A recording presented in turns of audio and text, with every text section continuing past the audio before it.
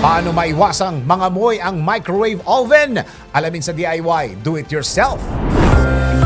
Kayang-kaya mo ang kahit na ano kung ikaw mismo ang gagawa nito. Let's learn new things sa DIY Do It Yourself.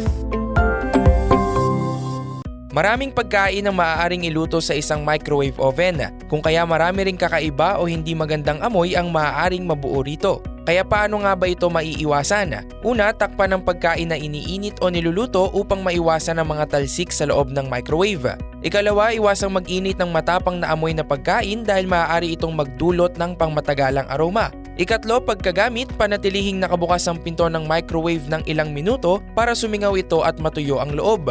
Ikaapat, iwasan ang overheating ng pagkain. Dapat siguraduhing tama ang timer at setting para hindi masunog ang pagkain.